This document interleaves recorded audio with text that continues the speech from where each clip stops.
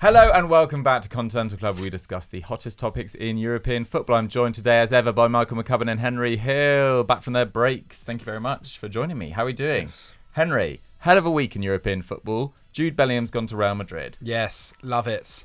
This is exciting, isn't it? I can't work out if he is the most expensive English player of all time or will become the most expensive English player of all time. With add-ons, maybe. With add-ons. But yeah, I mean, it's massive. 19 years old, going to Real Madrid. Loved the Vinny Jr. tweet saying, welcome to the best club in the world. I'm excited to see those two link up because I think it's going to probably be on that side of the midfield that he'll slot in. Yeah, I mean, I'm so pleased for him.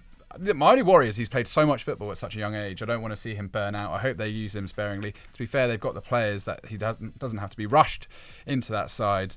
But yeah, Jude Bellingham, literally living the footballer's dream, isn't he? Like, hero at Birmingham, probably loved at Borussia Dortmund. Shame he didn't get the title. I think that would have really topped off 3 years there. But even the way that they sort of said goodbye, so, you know, thank you for everything for 3 years. And they said, like, Real Madrid are respectful in the way they negotiated. So yeah, everything about this transfer looks like it's worked out really well. And now he's going to go on. He could be there for a decade. He could be there for longer. He's got the world at his feet. You know what I rewatched is the England highlights at the World Cup, and I forgot how good he was. That Senegal game, pretty much. Senegal in the first game. The amount of, even against Wales, where we almost scored that amazing goal where Phil Foden swiveled and shot. Bellingham's involvement in that. The volley against France, where we almost equalised in the quarter-finals. Bellingham was monumental in that tournament, and I'd slightly forgotten that. And now he's going to do that week in, week out in the best, in one, arguably the greatest football team, club team in the world. So yeah, buzzing for him. Yeah, 100%. £88 million as well. Doesn't feel like a crazy amount, to be honest, given his age and, you know, fairly solid injury record and what he could achieve in the game as well. And it feels like, you know, big clubs like Man City, etc. Surprised they didn't make more of an overture, but maybe he just always had his heart set on going to Real Madrid and completing his sort of footballing journey. McCubb, speaking of Real Madrid and having a heart set on Real Madrid, let's briefly touch on Kylian Mbappé. Seemed like at one stage he was definitely leaving this summer. Then he said that he wants to stay for another year, but PSG apparently still want to make money on him rather than letting him lose for free next year. Yeah. It's the Kylian Mbappé circus. It's rolled back into town. Yeah, I feel like it was inevitable that it was going to, wasn't it? Even after that U-turn last year, it just is. Yeah, it's always felt like every summer it's going to be that way. Yeah, but it is interesting, you know, like he signed that bumper contract last year, but like the fact that it was such a short contract was always going to leave it open. So I just don't know what there's left for him to achieve, with these situations at PSG at this point. Like, I think he probably got as good a deal as he's going to get at the club last year. This is a PSG side that needs to kind of move on from, Messi, potentially from Neymar as well, if Neymar leaves. And obviously they ideally would want to build a side around him in the future. So yeah, I don't know. Like the problem is now it's like Real Madrid have already spent that money on Bellingham. Are they going to then spend it? Spend the 150 that would be needed for Mbappé this summer? Not so sure. Like, I think they probably do have the budget for it, but then they would probably have to, go back on other targets if they wanted to secure him. So yeah, I don't know. We'll see, won't we? We'll see if anything comes of this, or whether he'll just be a PSG player come the 1st of September. At the moment, I would probably still back him to stay at PSG, just because I just don't see who else is coming in for him this summer aside from Madrid. Like, the clubs that have the money aren't really looking in that area. And unless you're going to put someone like United in there, who I don't think Mbappe's going to want to move to over PSG. So yeah, I think their attitude is quite interesting as well, being like, if he doesn't extend, we're going to sell him because we need the money for the world's best player. Totally different to Spurs with Kane, who seemed to be determined to keep hold of him and lose him for free next year and try and replace him with no money rather than try and replace him with 80 to 100 million pounds this summer. To me, that doesn't make any sense. Do you not think it'd be easier for PSG to sign a world-class forward than Tottenham? I think that's absolutely the point of your Twitter debate that I saw. Is that the money for Kane, yeah, they'd have that in the bank, but are Tottenham in a position to attract a ready-made world-class striker right now? Probably not. They'd have to invest it on a talent that they would hope would become But that then way. what are But they the going to problem- achieve next yeah. year? As in, what is the most that Spurs could achieve next year? Maybe finishing 4th in the league, and then Kane leaves for free. Whereas if they build for the future now and try and sign 2 players that could turn into Kane-esque world-class talents, strengthen at centre-back, get that goalkeeper through the door that they need to, then they have a better chance of being better in 2-3 years where the league should be more open. I think the problem with all of these things, it's like, if your best player leaves, like you're never replacing them. Then, like, the best players at clubs never ever get replaced. And like on the striker subject, like, I think PSG would also be PSG at least would probably more likely be able to attract Osimhen. But Osimhen really is the only world-class striker on the market this summer. And it's very rare that there is, just like a world-class ready replacement on the market anyway. So, yeah, I feel like, in terms of replacing, I think, PSG they're always going to be in a more advantageous position because of the financial backing they have, because they are, one of the kind of 5 most, fashionable clubs in Europe because of what they can offer. I don't know. It's a tough comparison to make, but I do kind of agree in that, like Spurs definitely, should take money and invest it, because that's the kind of club that they've always been as well. They don't just pull out 200 million from nowhere. They usually get that from player sales. Absolutely. Guys, what are your thoughts on Jude Bellingham going to Real Madrid, and what PSG should do with this Mbappé situation, what Spurs should do with Kane, etc.? Let us know your thoughts. But today we're going to be talking about bargain transfers your club has to do this summer. Basic stipulation was around £30 million and below was the idea, including some free transfers as well. Obviously, there's going to be some big movers, but some of the clubs abroad aren't dealing with the same sort of budgets that we're used to in the Premier League as well. So these could be quite smart pickups. McCubs, let's kick off with Eintracht Frankfurt's Daichi Kamada, because there's been lots of speculation about him for a while now. Yeah, I mean, he's out of contract at the end of June, isn't he? So he is a free transfer. Has obviously had an amazing, 3-4 years at Frankfurt. Last season, arguably his best, 16 goals and 6 assists in all competitions.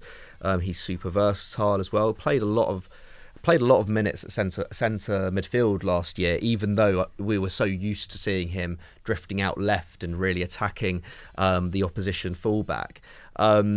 And yeah, Milan look like they've secured him. I think this was announced it was reported 2 weeks ago that they had a verbal agreement in place with him. But obviously a lot has changed at Milan since then. Maldini and Massara both out. It's a bit of a, storm there at this moment in time. But since then, there has been a report in Italy that that hasn't changed, the approach to Kamada. They're still very keen on him. Kamada's still keen to sign. Apparently he was a childhood Milan fan himself, Kamada as well. Having said that, his goal output did dry up a bit, in the new year. I think he only scored 2 in the Bundesliga after November. Eintracht Frankfurt's form really dropped off in the Bully as well, but they were pretty impressive in Europe, weren't they? I really like this as a signing for Milan. They need players in the forward line. Brahim Diaz is back at Madrid, of course. He signed that contract until 2027 now. And actually his kind of attacking output was quite similar to Brahim Diaz last term. I think they both averaged about 0.5 expected goals and assists per 90. Not amazing, but pretty good as a kind of support character in the front line. And he will suit their kind of counter-attacking style of play. Frankfurt, coming from the Bundesliga in general, you tend to suit, if you're an attacker, you do tend to suit counter-attacking style of play, because you do have to be pretty quick to thrive in a Bundesliga attack, and he is fast, and that Milan team definitely needs more pace in the forward line. Where I would worry about him a little bit is that I think his numbers this year or last season in 22-23, I think did get bumped up a bit because he was playing with Kolo Muani, who is such a good all-round centre forward. Muani sets him up 4 times in the Bully, which I think was one of the kind of most fruitful combinations in the league in terms of someone setting up someone else. At Milan, I guess Giroud can be a facilitator, but he hasn't necessarily played that role as much at Milan. He's been a little bit more of an in-the-box poacher. So, yeah, that's where I would worry a little bit in terms of Kamada maybe having to take that role on himself, having to be that creator, which he isn't really. He's not really a super creative player. But like at the same time, seeing him and Leao link up could be super fun, as long as they don't get in each other's way too much. Like, he will have to give Leao that space. He might have to be a bit more selfless in that sense. But he's a great technical player. He's really fast. Like, I think this is an exciting signing overall. He'll have to play a slightly different game at Milan, but like, again, like, more cover in central midfield as well. He's versatile. Who knows? He could even play on the right potentially. If Charles Ketelaere gets into that side more in the next campaign, that's quite an exciting kind of attacking trio there. I think it's a good signing. I think they still need a striker, as free transfers going into Serie A, I think it'll be great. I like it as well. Links in midfield as well with Ruben Loftus-Cheek, which has gone a little bit quiet in recent weeks, and Sergej Milinkovic-Savic from Lazio. Amazing pickup if they can get him, given his record in Serie A over the last few years. But it just depends on what their transfer strategy is now, because I think that was the whole point. I think Maldini wanted them to invest hard. We saw it. He said it as much on CBS. He said this is the moment to really go for it. Clearly, the owners are a bit more tentative than that, and I think that's where the fallout has come. Is they've got different ideas about how to build this team, and that probably reflects on who they're going to buy. So I think any rumours we've heard going forward, we have to wait and see, because they need to figure out exactly what this Milan side looks going forward. Yeah, and I suppose they might be a little bit reluctant after the big investment of last summer. Charles de Ketelaere didn't come off at all. Maybe they're a little bit reluctant to put full trust in Maldini's recommendations once again. Henry, let's go over to Benjamin Pavard, an ex-Turtle Toes suggestion nice. Of the Bayern Munich centre-back / right-back. Links with Man United, linked with Liverpool. Feels like he's almost definitely going to leave this summer. Yeah, I mean, he's, according to Sportsbill's Christian Falk, who's fairly reliable, he apparently said to the club that he's ready to move on. I'm actually quite surprised, because I think he goes under the radar quite a lot. And he was their second most used guy in the league last season. He's been really important to that Bayern Munich side. I know not the most successful campaign, but still, in a team of great players, only Kimmich played more minutes than him.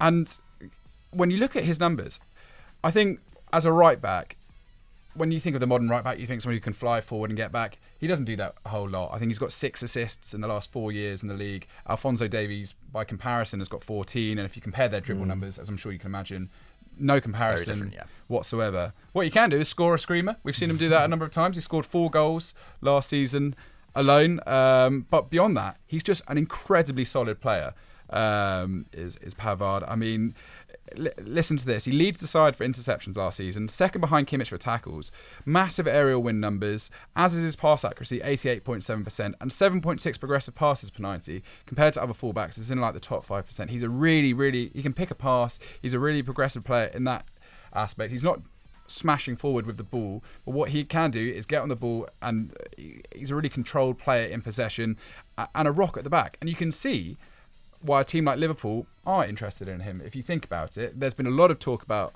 Trent Alexander-Arnold not being defensively solid enough, and he's going to be drifting into the midfield. We've seen him be a bit more inverted. Someone like Pavard would provide that security against maybe some of the bigger teams where Liverpool are getting undone. And as you said at the start, he can drop into centre half as well. So yeah, I'm stunned that Bayern Munich aren't fighting potentially harder to keep him around. There's no kind of definitive information out there to suggest that he will move on. But if they are going to sell him, I would be looking for a good fee for him. He's been there for 4 seasons now. Like I said, played a lot of football, 162 times the last 4 years. So he's not been a bench option by any means at all.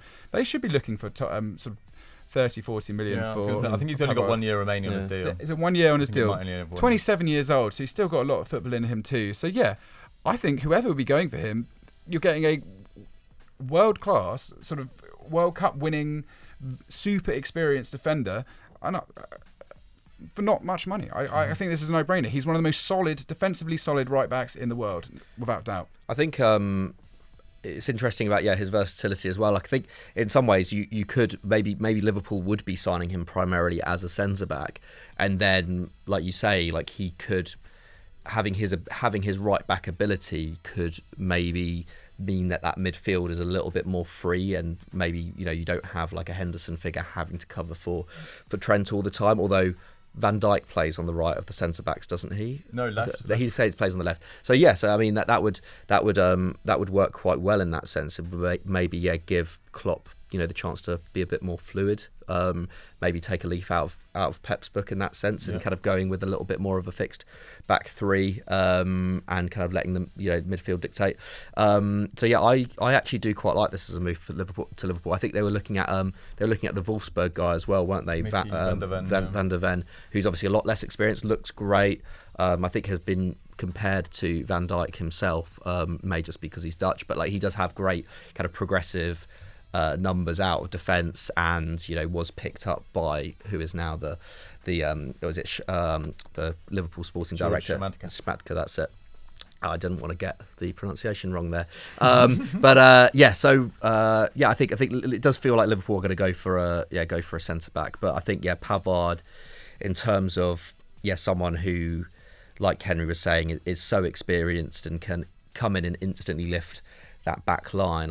It's weird because I don't think that back line is necessarily in danger, but there's just too many injuries in it, to be honest. If Ibrahim and Konate could stay fit for a whole season, I don't think they'd be worrying too much. But I think someone like Pavard, who also does have a pretty good fitness record as well, he'd be a great fit there. 100%. It gives them more options if they want to permanently move Trent into midfield as well and set up with a 4-3-3.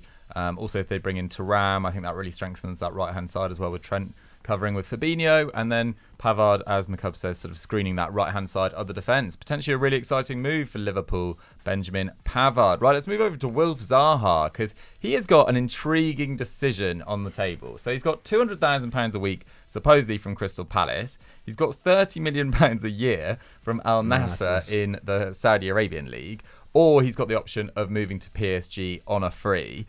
Fabrizio reported last week that PSG are looking at Marcus Thuram and Wilf Zaha in the free agent market. I would be concerned for Wilf Zaha coming in to replace Kylian Mbappé. That feels like a real lose-lose position. But if Kylian Mbappé is staying and he gets the option to join PSG from Crystal Palace, from a personal point of view from him, amazing move, obviously. 9 years after struggling at Man United, to get the opportunity to go play for one of the biggest clubs in the world. Yes, probably not a Champions League favourite next year, but in the Champions League, expected to make the knockout. It would be an incredible turnaround. And The Guardian claimed that Luis Campos, PSG sporting director, is a real fan of Wilf Zaha's game-changing abilities, was the quote. Which is interesting because actually last year was probably his least effective year in quite a while. I mean, he only got 7 goals and 2 assists in 27 league games. Previous years, he'd been up over 10 goals. And it felt like last year was the first year that Palace were beginning to move beyond him, which is why I'm so surprised that they are offering him this long-term contract at such massive money for a club like Crystal Palace, especially when there's reports that they don't actually have a huge transfer budget this year as well. Crystal Palace, that is. So it seems like a strange one that they would have that on the table for Zaha. Slightly surprised that PSG are also considering Zaha, given the fact that over the last couple of windows we've seen them really target younger, hungrier players that have a sell-on value and have more potential to get some money from if this transfer goes wrong. Zaha will be at PSG until he retires or moves to MLS or Saudi Arabia after going to PSG. So it's kind of an ending career move in Europe for him in many ways. And I just think there's better players about than Wilf Zaha for this PSG project. I mean, he's not particularly creative anymore. I mean, only 1 chance created last year. That has to be taken into the context of he's playing for a Crystal Palace side that struggled for large periods under Patrick Vieira last year. But still around 2.5 shots per 90. That's nothing exceptional from a left winger expected to tear it up for a PSG side that want to win the Champions League. So I'm a little bit underwhelmed by this as an option for PSG. I'd far rather they sign Marcus Thuram, who can play on the left or down the middle, than Wilf Zaha, who can only really ever play one position. Am I being crazy though, Henry? I don't mind him as a bench option. I think he does offer a wild card. He's an explosive player on his day, and I think, like you said, if unleashed at PSG and given the freedom to really just go at some of the Liga and defences, I think he would probably look quite good. I mean, he is good. He's been a remarkably amazing over the years. I understand your reservation, but if they can get him for a free, they've got Asensio in, as well, just to get a few more bodies through the door, so they're not having to rely on like 16-year-olds from the academy coming into their attack all the time, then sure, I don't mind this transfer, but I can understand your reservations completely. Fair. Zaha to Ram Asensio just doesn't have the same feel as last year, but it might work really well, mightn't it? They're players who are all very specialists in that place. They're not, they're players who have had to. I know Zaha has been the man for Palace, but like he would be fully, aware that he'd have to play a supporting role of some sort at PSG. In some ways, that's kind of what you need, is just like players who aren't, not to say that Messi, Neymar, and Mbappe didn't, work amazingly at points, but I think if you've got to rebuild that forward line, it has to be, with a slightly different kind of culture in mind. And I think like Asensio probably fits that. I think Zaha could potentially fit that as well, at least in terms of someone who's has wanted to play Champions League football his whole life and will be if he goes to PSG, especially if he turns down the money at, you kind of have to be crazy to turn down that money at Saudi Arabia, especially when you're 30 years of age. Regardless of what it means for your football, that is just crazy money. We spoke about it, last week with the, in terms of Benzema and how, it was almost, he'd be mad to have turned that down. But I do agree, Dukes. Like there's probably better age profiles out there for sure. But on a free, I think in some ways, Luis Campos probably sees him as like an undervalued player because of that. And I know he's like famed for bringing through young players, but at the same time, Zaha on a free is undervalued. Fair enough. I mean, if he's a starter on a free, I have my reservations. If he's the bench player and he's just filling in for Mbappe when he needs a break, there's really no issue here. But I just do worry about him if he's going to be a starting week in, week out for PSG in an Mbappe free world. I do have my reservations. Right, let's move on to Bayern Munich and Gift Orban, who was suggested by Svika Nuapane. Sorry if I've mispronounced your name, Svika. McCubs, Gift Orban, that would be exciting. Yeah, I don't know about to Bayern Munich. Not seen many links there, but I mean, I don't know. Having said that, I was on here a month ago saying that he could go to the very top. The problem is we just haven't really seen enough of him. But what we have seen has been incredibly exciting. He actually turns 21 this summer, but he's had almost no experience at the top level. In fact, he's not really had any experience at the top level. He only signed for Stabæk, in Norway last summer, or was it the summer before? It might have been the summer before actually, but didn't really start playing for their first team until the season before last, and then joined Ghent in Belgium in January. And I think most people will be familiar with him because he scored the fastest hat-trick in UEFA competition history. Was it 3 minutes 30? 3 minutes 30, something like that. That's one of 3 hat-tricks he scored for Ghent in 5 months of football, by the way. It's mad. His goals record is astounding. 20 goals in 19 starts since January. That output is pretty mad. He is averaging around 4 shots per 90 as well, which was the 3rd highest average in Belgium. But he was spotted at an amateur tournament in Nigeria, and that was in 2021. He hadn't played a professional game before that. So 2 years ago, he hadn't played one game of professional football. And when Ghent signed him, I think they paid around 3.5 million euros for him, and that was seen as a bit of a risk. But now, it feels like I'm almost not sure if he's going to make it, whether he actually fits the bill in terms of what we're looking at here, because apparently Ghent really don't want to let him go, and it would probably take an offer that they just can't refuse in order for him to go. And he's been linked maybe with above 30 million. Maybe above 30 million euros. I mean, 30 million is huge for Ghent. Don't get me wrong. But I'm trying to think how much Lille paid for Jonathan David, because they're the most prominent club. 26. About 26. Okay, so maybe around 30 mil could get him out, depending on depending on how highly Ghent value him. But I think just because he's only been there a little while, I feel like Ghent probably feel like if they can get another season out of him, he could be. My stomach is making all sorts of noise. He's agreeing with me. He's a spokesperson for Ghent. But so he wants his own opinion. But I think 40. In a year's time, he could be a kind of 40, 50 million euro striker, depending on how he does. And he's got them. He fired them back into the Europa Conference League as well. I think 6 of his goals this season came in the kind of European playoffs within the Belgian Pro League. So back in Europe next season, more eyes on him now.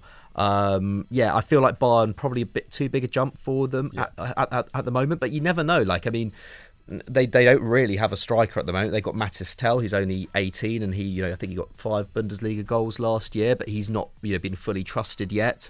But I mean, if they wanted to sign a prospect for the future for 20 to 30 mil, it's not out of the question. But in terms of somewhere that he can kind of get starting and firing.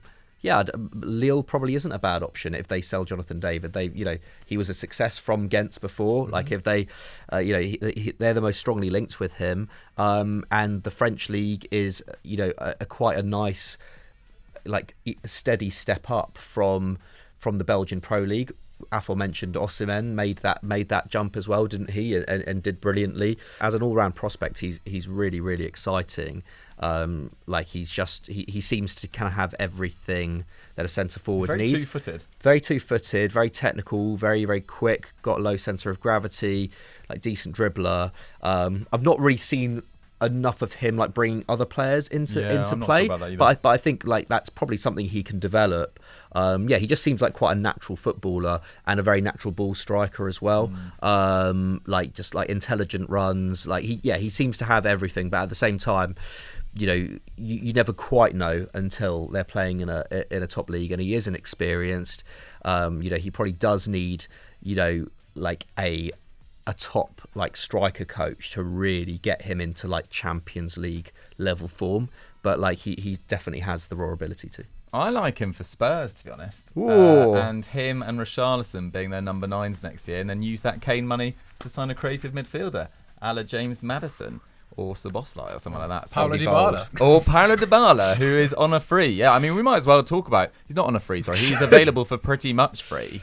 It is, something like a €12 million release clause to clubs in the Premier League, or is it outside of Italy? Yeah, outside of Italy. Crazy potential deal, but he can stay and increase his wages if he stays at Roma, so he might be tempted just to improve his wages. He seems very happy under Mourinho. Mourinho does have quite a good record of getting one exceptional attacking player playing really, really well. I mean, it was the same at Spurs with that Kane season, where I thought it was one of Kane's best ever seasons under Mourinho, to be honest. And Dybala was brilliant last year, 18 goals in all competitions, was not fully fit for the Europa League final. I think if he had have been, they'd have won that game, because he scored a great goal, but had to go off so early.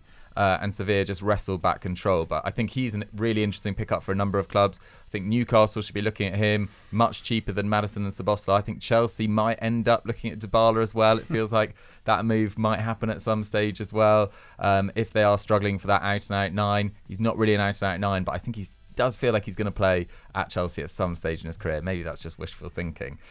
Henry, let's talk a younger end of a striker. Sean 15 McKenzie, Felix Nmecha. Yeah, I mean, I'll cross off a couple of sort of defensive-minded midfielders based in the Bundesliga, because I think it flows in quite well. Felix Nmecha, brother of Lucas Nmecha, who's probably a bit more high-profile. Certainly, we've talked about him a bit. They both play at Wolfsburg. Both went there from the Manchester City Academy. As James Wayne was telling me, the City Academy is producing a lot of top players across Europe right now. They're really... that project is really pumping out some incredible stars at the moment. And when you look at this, he scored 10 and assisted 2 in his final season in the Premier League 2 at City. So he went there with a bit of pedigree. He's now more of like a number 8 box-to-box midfielder. He's really come into his own this season under Kovac. Was on the bench for a lot of the start of the campaign, but really in the last 3 months, he's been almost starting every single game for Wolfsburg's side, which... probably an underwhelming season, in all honesty. Top table, maybe could expect that. I think they were on for European football at one point, and then they've slightly dropped off. But yeah, he's considered a very intelligent player. He's good on the ball. I've enjoyed watching. He's got sort of great dribble numbers, 3 goals, 5 assists from midfield. He can really spread a pass. 8 to 15 million pounds, 22 years old. I personally would like to see him play a bit more football. Okay. He's a bit of a late bloomer in terms of his career so far. If you look at a lot of the other guys we're talking about there, by 22 they've played quite a few seasons of football. This is really his first season in a kind of senior side. If I was Wolfsburg, I'd be maybe holding on to him. I saw he's got a contract till 2025. If I was Wolfsburg, I'd be holding on to him a little bit longer, maybe try and get him down to an extension, because I think his value could go up a lot higher than what he's being asked for right now. I'm actually quite surprised to see Newcastle going in for Nmecha, because I think they could probably do a bit better at this point in time. Or maybe I'm completely wrong and he is going to be a breakout star. But I'd like to see one more year of him in the Bundesliga just to see where he can go. Used to be sort of an England youth international like his brother, but has sort of flip-flap between Germany. Now he's got a cap for Germany. So yeah, clearly a very talented guy. Think we need to see a bit more from him. On the other hand, Manu Koné, which comes in from @AndyMB28, a big name that we've been talking about, been getting very excited about on this channel for a while. Also 22, Borussia Mönchengladbach, who, disappointing campaign again. Genuine disappointing campaign. Got Seoane in as coach, though, Gerardo Seoane. So I'm excited. Has he been announced? That's fun. So I'm excited for the future under him, more so than Daniel Farke, that's for sure. Yes. But yeah, this guy is super slick, isn't he? He is really, really slick. I mean, absolutely colossal defensive numbers. 9th in the Bully for tackles last season, 10th for passes into the final third. 8 for successful take-ons too. So yeah, when he gets on the ball, he can really get at the opposition midfielders and break into the final third. Commits a lot of fouls, but draws a lot of fouls at the same time. So he's kind of everything you want, really. I saw some stuff out there that said he's being misprofiled as a defensive midfielder. It's just where he's being asked to play in a sort of a double pivot for Mönchengladbach this season. I think he's just really good there. I think he's just quite a modern-day central defensive midfielder, one who can get on the ball and smash forwards and look to create opportunities. He's super exciting. And I think for £30 million, he's played a lot of football too, because he went down with Toulouse, which gave him the opportunity to play a lot of football in Ligue 2, went up and then got his move, and he's had 2 good seasons with Mönchengladbach. So yeah, I really, really like this guy, and I'm not surprised to see Liverpool being linked with him for £35 million, considering the money they spent on McAllister, £45 million, which is what it could rise to. That's a bargain, isn't it, really, for what he's achieved this season. To get another player at £35 million, yeah, he's not perfect, he's not complete just yet, only 1 goal, 1 assist, so if you're looking for a bit more creativity, he's probably, you'd probably maybe look elsewhere, but he could grow into that guy, couldn't he? In a different system. But and again, on like the right side of that midfield, he could, he doesn't have to be the DM at Liverpool, does he? If he's someone who can drive play and is defensively astute, then that kind of works. Yeah, and he's 87% pass accuracy too. So even though he's capable of driving forward and being very progressive, he's still comfortable in possession too. So I really like Manu Koné, and I think that there should be plenty of, if you've got the money and you're looking for a player in that position, I would definitely be going for him. Interesting, yeah. It feels like they'll either get him or Catherine Thuram. I doubt they get both of them, but then they have lost a lot of midfielders this summer. I mean, Oxlade-Chamberlain, Milner, Naby Keita going to Werder Bremen, which is quite surprising as well. Well, I think that's as good as he can hope for at this point. I mean, for a guy that's been injury prone. I've forgiven, as injury prone as he's been, to go to a Bundesliga, respectable Bundesliga side, I actually think he's done well in that situation. But it is a remarkable fall from grace from where he was. Yeah, I know. I think he was a club record signing when he first joined, which is kind of crazy to think about. Let's talk about Evan Ndicka. This is actually a done deal by the looks of things. This comes in from Caps Lock, another Bundesliga centre-back. He has joined Roma by the looks of things, which is really exciting. I think Spurs missed a massive trick on this. Left-sided centre-back can play in the back of the left of a back 3 or in a back 4 as well, and really dangerous in both boxes as well. Over the last 3 competed seasons, he's been involved in 17 goals, which is a joint best record with Willi Orban of RB Leipzig, who is very good in the opposition box as well. Spent 5 years at Frankfurt, really nice experience level. Before that was Auxerre in Ligue 1, and it's only in the last couple of years that he's been an absolute nailed-on star. So beforehand he was averaging around 20-25 appearances per season. Last couple of years he's only missed 6 league games, and he's just a really solid all-round player. And it feels like Roma are really dominating this free agent market at the moment. Husam Aouar as well going there. Obviously Paulo Dybala last summer. Belotti, not quite as successful, but Nemanja Matic actually performed really well for Roma last year. And Gini Wijnaldum obviously didn't go very well from at all, but maybe they'd managed to get him back as well for another year after joining from PSG initially on loan. But I really like Ndicka. I think this is a big mistake from Premier League clubs not to get involved at this, especially on a free transfer. There's very little risk with this, especially given his age. He's only 25. So I really like this move. McCubs, let's talk about a potential Declan Rice replacement who actually might be needed in the next few weeks by the sounds of things, particularly if you listen to the likes of Dave Jackson and George Wright in the office. They are bigging up the Declan Rice move non-stop. Yunus Musah is being talked about as his potential replacement, and this comes in from @TheJamieGray.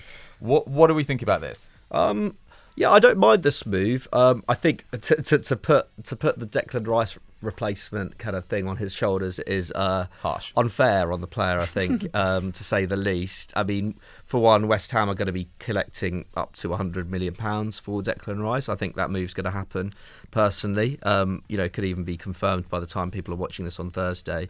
Yunus Musah. I like Yunus Musah as a player.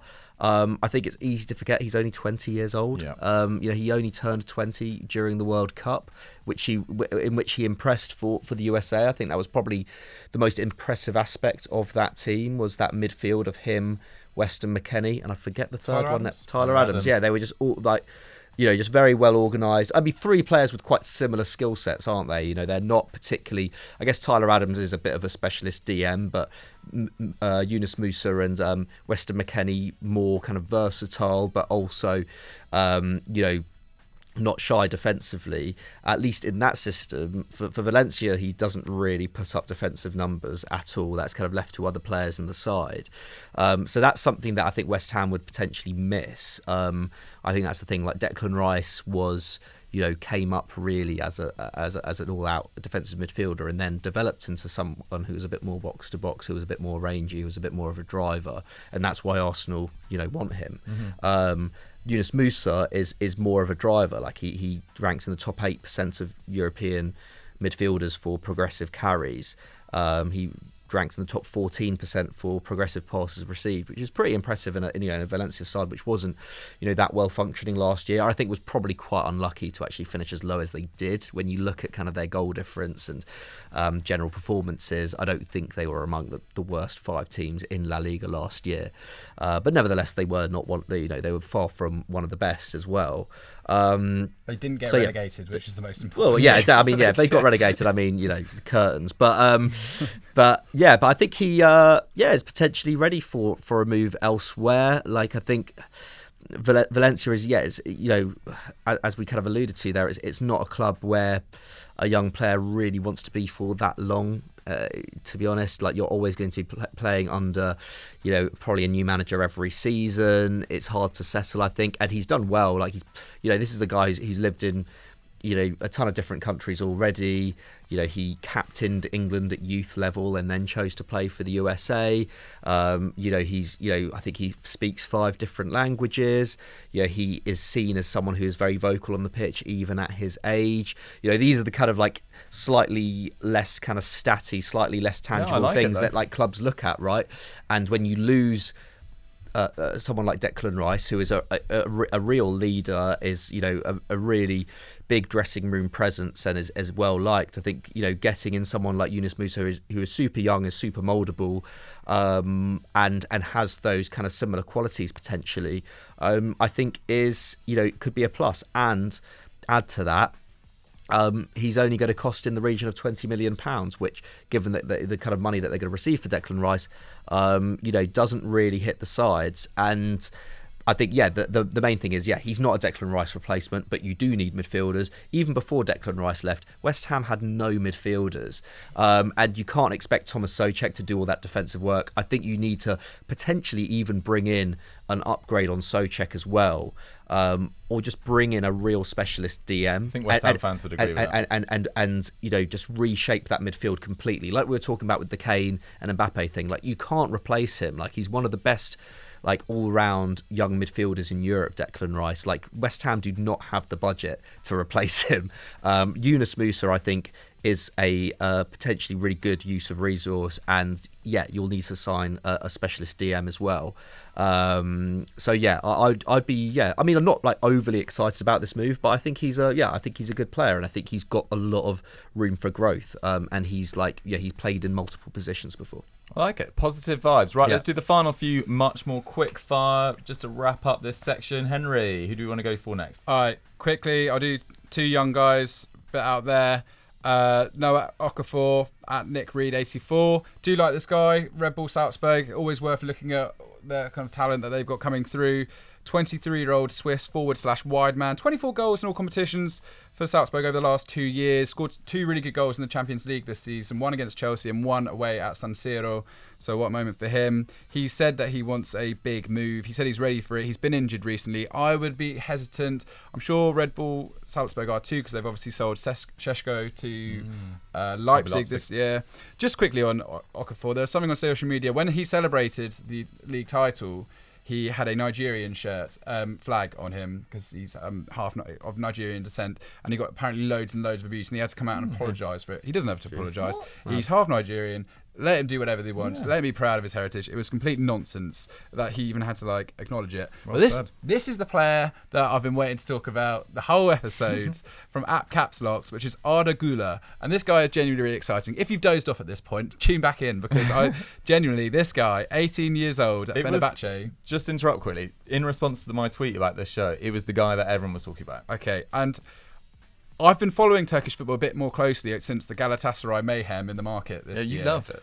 Just the craziness that they've been bringing in, Zaniolo, etc. This guy Güler at Fenerbahce genuinely looks very, very exciting. It's a rugged division, Turkish football. It's not really a place where we see young technical talent come through. This guy is a 5'9", diminutive sort of left winger, right winger, whatever, who can cut inside. He's absolutely blossoming with trickery, and he's got amazing passing range. He's spreading the balls across the pitch.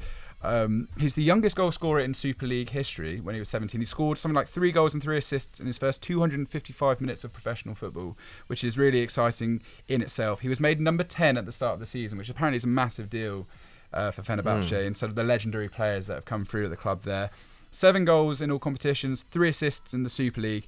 And if you watch his final performance, and this is what I really encourage you to go seek out, is his final performance in a Fener shirt, potentially, against Başakşehir here in the Turkish Cup final, where he got 1 assist for Batshuayi, but the rest of his play was stunning. The first half an hour, he beat about 30 men. He was creating chances outside of the boot, inside of the boot. He's really, really exciting. And for 17.5 million euros, which is release clause, I think this is a no-brainer to look at. And there's no surprise that Newcastle, Liverpool, Arsenal, PSG, Dortmund, Napoli, Milan, Benfica, Barca, they're all keen on him. Lucky guy. He's been given the unuseful name, the Turkish Messi. Of course, right. But Classic. he's genuinely, for a player like him to emerge in the Turkish system, like I said, a bit more rugged, a bit more all action, I think is really remarkable. I hope he makes the right decision for where he goes next. He said he's ready for a big club. I hope it's to somewhere like Benfica or maybe a Dortmund, where he's going to get the minutes and going to be nurtured in something. I don't think something like Newcastle is right now. Look, they just got Gordon in, who hasn't really done anything at all. Liverpool as well, I don't think that there's any room for him in that forward line. If he makes the right decision here, he's going to have a massive, massive future, and I'm genuinely quite excited by this guy. Well, you're saying that Benfica could link up with Orkan Kokcu, couldn't he? What a transfer! 30 million. That is, if you're looking for an Enzo Fernandez replacement, which they've waited 6 months, this guy's got it all in abundance. 30 million. It's a bit weird though. They've got a 25 million sell-on clause. So if he's sold for 120 million, they'd only make. Oh, what on Kokcu? Yeah. Okay, fair. Interesting. I mean, that 25 million? What's as in Feyenoord have that sell-on clause? So 25% sell-on clause. Okay, all right, which is serious. Yeah, that's a big sell-on clause. Yeah, that's huge. Benfica They clearly are banking on team that, aren't they? Didn't they? They did. Yeah. But yeah, I was just going to say, Henry, I loved the phrase "blossoming with trickery" there. I enjoyed that. I was going to say he's got abundance of trickery, and then I couldn't remember the words. So for blossoming, I like it. It's unusual. Yeah, true. Nice one. Right, I'm going to do Wilfried Gnonto very quickly. He's been linked with Juventus. This comes in from TA Nows. Now, Willy Gnonto, despite his time in Inter Milan's academy, has actually never ever played in Serie A. Was sold by Antonio Conte, I believe, to FC Zurich, then made that really interesting move to Leeds, really at the tail end of last year's transfer window. And I actually thought started really well at Leeds, looked particularly good under Jesse Marsh. Javi Gracia then came in and he dropped out of the side slightly. And his numbers by the end of the season, just 2 goals and 4 assists, but there's clearly a lot of talent in there, especially for a guy who's only, 19, 20. I think he looked really, really exciting. Juve does feel like a big leap, but then at the same time, they've got a lot of young players there. They are trusting with a lot more minutes. The likes of Illing Jr., the likes of Fagioli, etc. Milik, they haven't signed permanently, despite the fact he was just going to be 7.5 million euros. That's a bargain, by the way. Which is kind of crazy. I don't know why they didn't go for that move. I'm worried about their finances if they're not doing that, or maybe they know something I don't about Milik's long-term health issues. He has been quite injury-prone in the past, but Di Maria is also leaving. Rabiot's potentially leaving. You know, he contributed a lot of goals last year as well, so they do need more goals. But no doubt he really wants to play in the league, Serie A, of the nation that he represents, Italy, the place he was born, Italy. So going to Serie A does make a lot of sense. Lazio and Fiorentina are also linked, so one to watch for sure. McCubs, final one from you. Yes, I'll do this very quickly. Enzo Lefebvre comes in from @JoshLBCFC. Yeah, I mean, we've spoken a lot about this guy this year, haven't we? You know, arguably the best midfielder in Ligue 1 this season. And it feels like it's finally time for him to leave Lorient. In fact, he is going to leave this summer. He said so himself. He's had a great 3 years in Ligue 1 with them since they came back from Ligue 2. But yeah, apparently he was kind of waiting for a contract offer. This is his words, at least. And it didn't really come. And so he's only got 1 year left on his deal. And so he wants to make the club some money, supposedly. I mean, and he has, and he has ambitions himself. You know, like Lorient, you know, they made that play for European football, then dropped off in the second half of the season, didn't they? You know, he's reached as high a ceiling as he can there. And as kind of one of the, you know, most exciting looking kind of all-round midfield talents in Europe, really, this term. Yeah, he definitely deserves a step up. Rennes have been strongly linked. Apparently Lorient want 25 million euros for him, so I guess that depends whether they can meet that. So yeah, not sure whether that will happen. Apparently he's quite keen to stay in France, so that would be a kind of a good step up for him, I guess. But I don't know, in some ways it feels like he could set his sights a little bit higher. I don't know, like he feels like one of those players where when you watch him, like he's so, and maybe it's just because he's playing in a side where he's, you know, kind of levels above the players around him, but he does so much work. You know, defensively he's pretty sound. You know, a little bit like Declan Rice almost. You know, he can win the ball and then kind of drive instantly, but he's also got that kind of attacking flair that a player like Rice doesn't. He you could put him at number 10 and he would thrive, I think. So in some ways Rennes would be great because, you know, you're playing under Bruno Genesio, you know, one of the most kind of consistently attacking managers in France. He's got such a great track record, but equally I'm surprised that more Premier League clubs aren't looking at this guy because he really does have a lot of talent. You know, and you know, 25 million euros is not a huge amount to spend on a player of his age profile, of, you know, in terms of how high a ceiling he has. So yeah, it'll be interesting. But yeah, I think Rennes, in terms of staying in France, Rennes would be definitely one of the better clubs to go to, especially given that they are like very stable. You know, you look at like a club, you know, I would have said like look at a club like Marseille in terms of stature, but like Marseille, you know, like we're saying, you know, they're one of those clubs where you don't really know who you're going to be playing under. Yeah, Tudor's leaving. Like, you don't really know who you're going to be playing under one season to the next. Rennes have like a very, very good reputation at this point of taking on, you know, well, players younger than Lefebvre usually, but like players, you know, around his age and improving them. And yeah, that they've kind of stayed, you know, that they've got a very kind of clear philosophy there. So yeah, I think that would be a decent move for him. I like it. Maybe one to watch. Yeah, we actually linked him with, I think it was West Ham and Wolves on Sunday Vibes last week. Guys, but I'm going to spring this on you. Ultimate bargain this summer. Who are you having?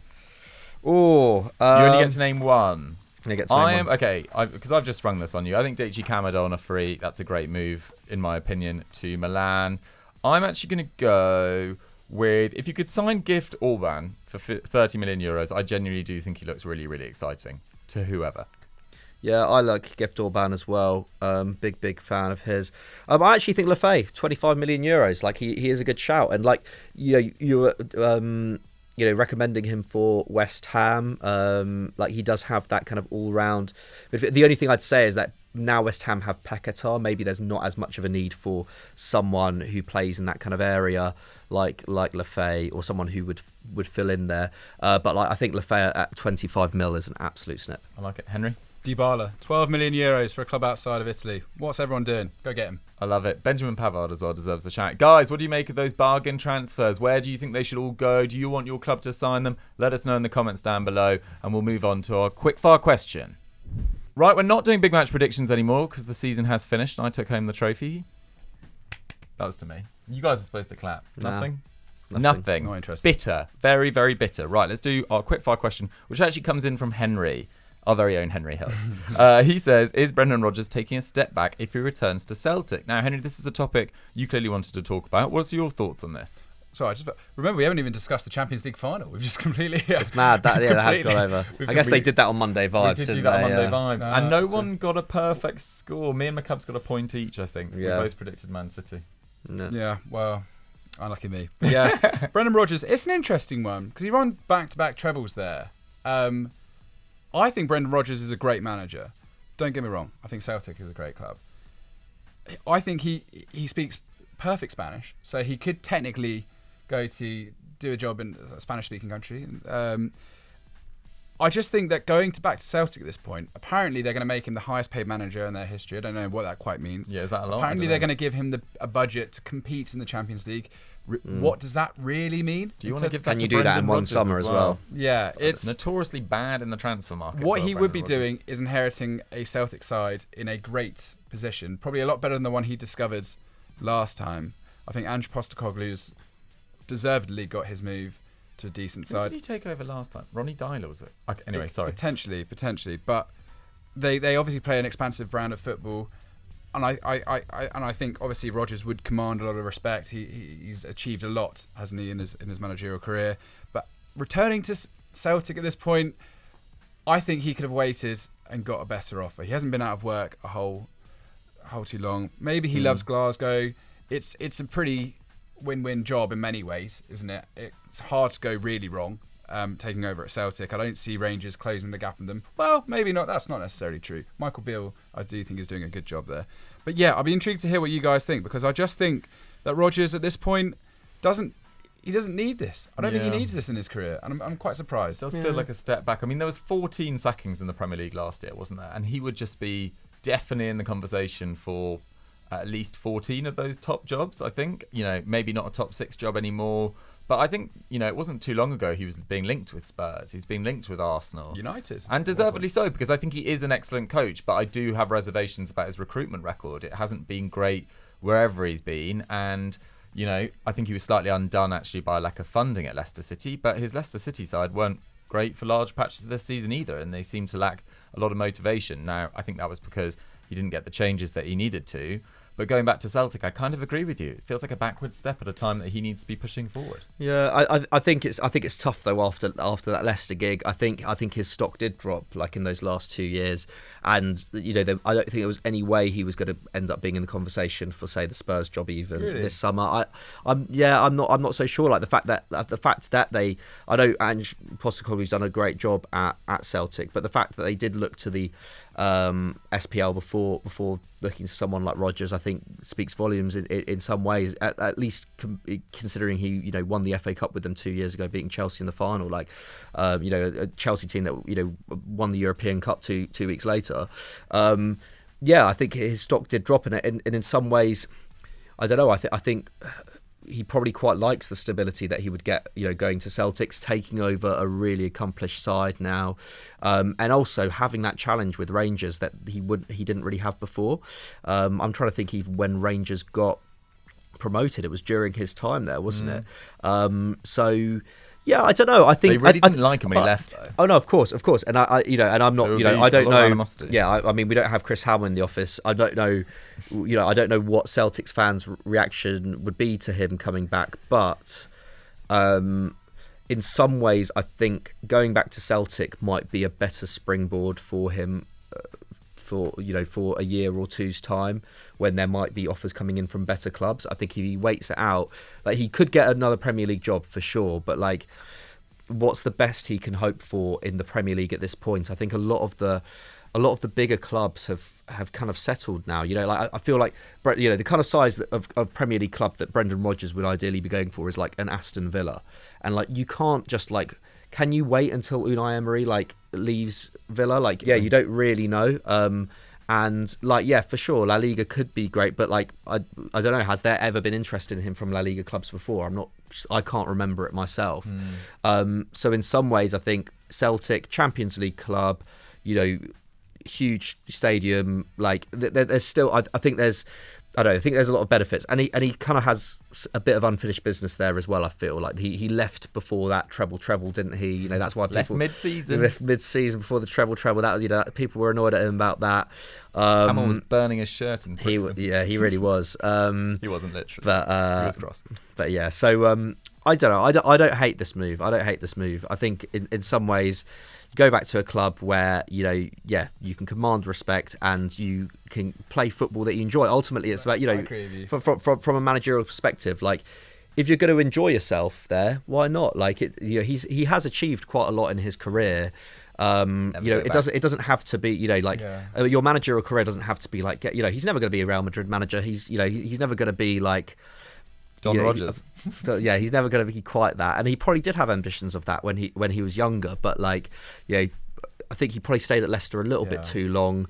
You know, that didn't work out and his stock dropped. But like, I think Celtic will be, you know, if he wants to push on afterwards, I think Celtic would be, you know, an advantageous place to be. I just think for Celtic to make him the highest paid manager in their history, when potentially he could just do what he did last time and just be there for a few years then go again. I don't know what's in it for them when they could probably get someone like Adoni Iraola at Vallecano, who reportedly is quite interested in that kind of job. There's probably exciting young managers they could take on, who they could get a bit more out of. I think that's a fair point. Than invest a lot of money in someone who could probably just come running back down to the Premier League once his stock's back up. That's made a reservation about it. But yes, I do agree. In principle, it's not the worst thing that's ever happened. No, I don't agree. Don't go there for Celtic and Brendan Rodgers. Whose side are you guys on, though? Henry and McCubs or me? Let us know in the comments down below. And that's all we've got time for on Continental Club for this week. I hope you enjoyed our chat about Mbappé, Bellingham, transfers, Celtic. We really did cover it all, guys, except for the Champions League final. But go and watch our review of that on Monday Vibes as well. Go check out all our other long-form content. Anything either of you would like to push to in particular? Anything coming up? Declan Rice, doing an explained on Declan Rice and how he fits at Arsenal on the weekend. So check out that. Fingers crossed. That has to be done now. Anything for you? 10 release clauses your club must activate. Get at it. Interesting names in there? Yes, there are some interesting names. Can't remember any of them. I think Rodrigo's Leeds for 3.5 million. I actually think that's a steal. That's a bargain transfer. Guys, thank you so much for watching. Have a great rest of the week, and we'll catch you next week. Bye-bye.